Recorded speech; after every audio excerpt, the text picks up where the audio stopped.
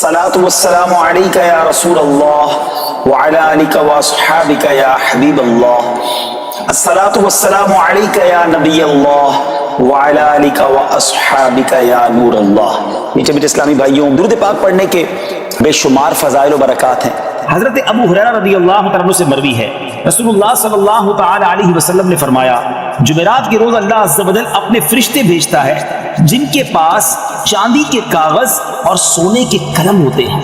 वो जुमेरात के दिन और जुमे की रात मुझ पर कसरत से दुरूद पढ़ने वालों के नाम लिखते हैं। तरीके से तैयारी होती है जुमेरात की रात, फरिश्तों के पास चांदी के कागज होते हैं, सोने के कलम होते हैं, और वो जुमेरात की रात और जुमा के दिन दुरूद पढ़ने वाले जो होते हैं उनके नाम उसमें लिखते हैं। सुभान अल्लाह, सुभान अल्लाह। सल्लु अलल हबीब सल्लल्लाहु तआला अला मुहम्मद सल्लल्लाहु अलैहि वसल्लम।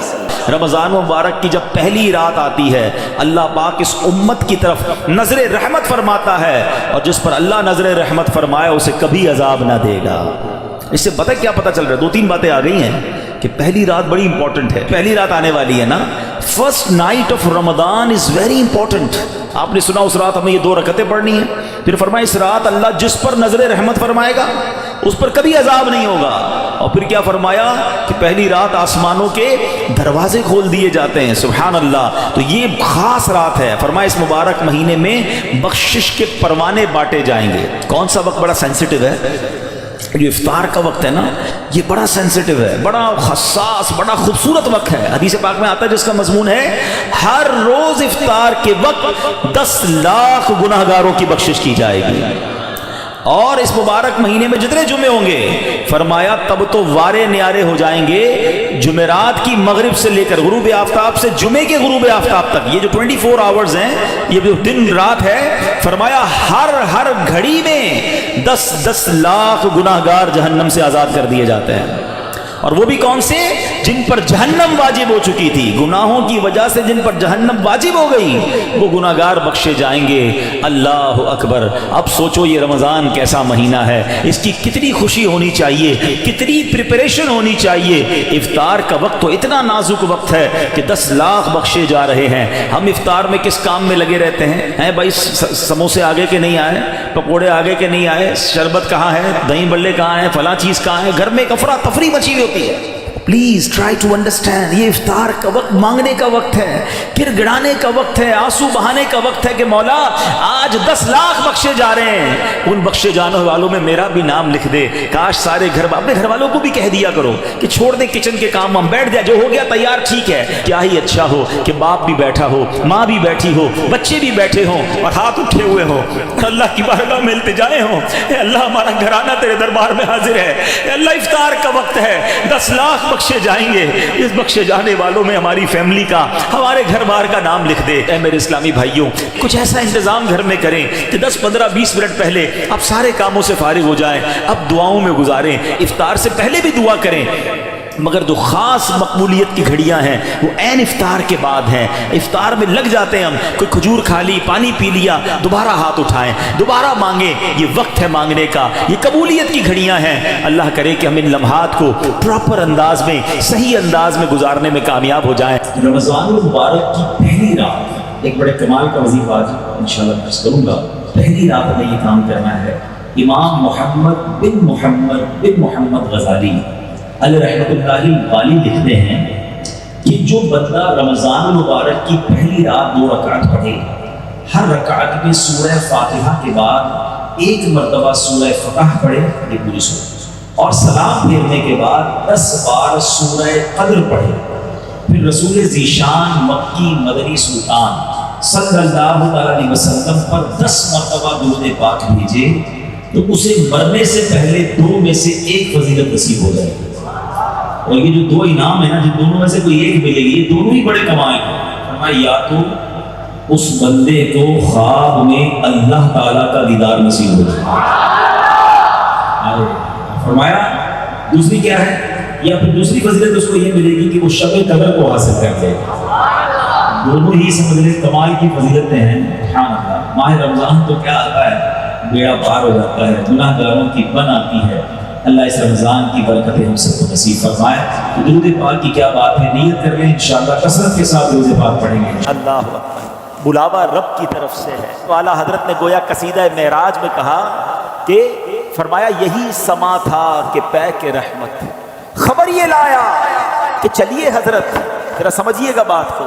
کیا خبر لایا کہ چلیے حضرت تمہاری خاطر کشادہ ہے. کیا کشادہ ہے؟ کہ جو کلیم پر بند راستے تھے.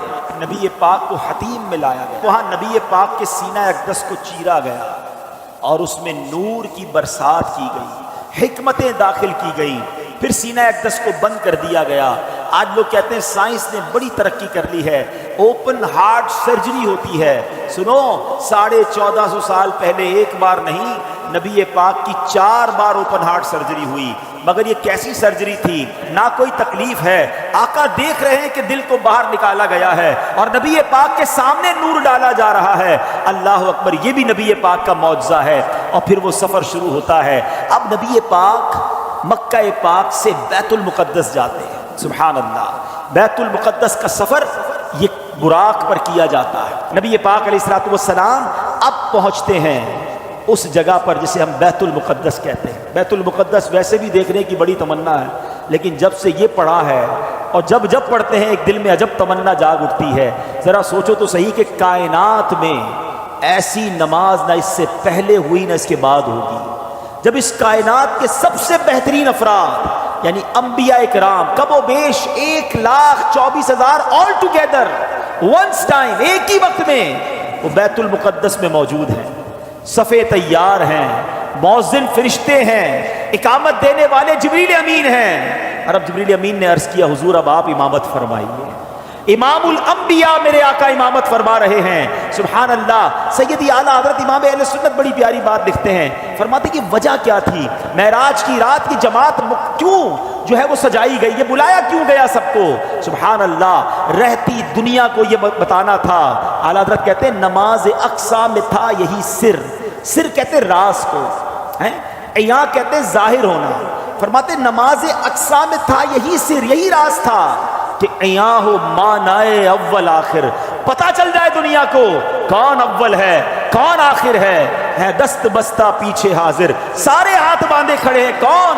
جو سلطنت آگے کر گئے تھے. اقصیٰ میں سواری جب پہنچی، اقصیٰ میں سواری جب پہنچی، جبریل نے بڑھ کے کہی تکبیر. اقصیٰ میں سواری جب پہنچی، جبریل نے بڑھ کے پڑھی تکبیر. نبیوں کی امامت اب بڑھ کر سلطان جہاں فرماتے ہیں. اللہ اللہ کہو، اللہ اللہ اللہ اللہ اللہ اللہ کہو، اللہ اللہ. اب نماز سے میرے آقا فارغ ہوئے. اب آسمان کے سفر کی تیاری ہے. اب سفر آسمان میں وہی براق ہے، وہی بارات ہے، وہی دولہا ہے، وہی باراتی ہے. آن کی آن میں پہلا آسمان آ گیا.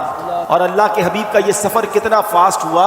نبی پاک آگے بڑھتے گئے. اب سدرۃ المنتہا آ گیا. اب یہاں جو ساتھی ہے جو ام ہانی کے گھر سے لے کر ساتھ جا رہے جبریل امین، وہ عرض کرتے کہ حضور بس اب یہاں سے آگے میں نہیں جا سکوں، یہ میری لمٹ ہے. اس سے آگے گیا تو میرے پر جل جائیں گے. اللہ اکبر. اب اس کے آگے فقط رب کے حبیب جا رہے ہیں. یہ وہ مقام ہے کہ جبریل امین بھی پیچھے رہ گئے. اللہ اکبر. اب جناب نبی پاک علیہ الصلوۃ والسلام جب آگے جاتے ہیں، جبریل ٹھہر کر سدرا پر بولے جو بڑے ہم ایک قدم، جل جائیں گے سارے بالوں پر، اب ہم تو یہیں رہ جاتے ہیں. جبریل ٹھہر کر سدرا پر بولے جو بڑے ہم ایک قدم، جل جائیں گے سارے بالوں پر، اب ہم تو یہیں رہ جاتے ہیں. اللہ اللہ کہو، اللہ اللہ اللہ اللہ اللہ اللہ کہو، اللہ اللہ. نبی پاک کا جو اگلا سفر ہے نا، اس کے بارے میں کوئی کچھ نہیں بتا سکتا کہ وہاں کیا ہوا، کتنی دیر دیدار ہوا، اللہ نے اپنے حبیب کو کیا دیا، حبیب پاک نے کیا لیا. وہ ایسی راز کی باتیں ہیں، وہ ایسی کرم کی باتیں ہیں کہ جتنا اللہ کریم نے قرآن میں بتایا اور جتنا حبیب پاک علیہ الصلوۃ والسلام نے ہمیں آ کر بتایا،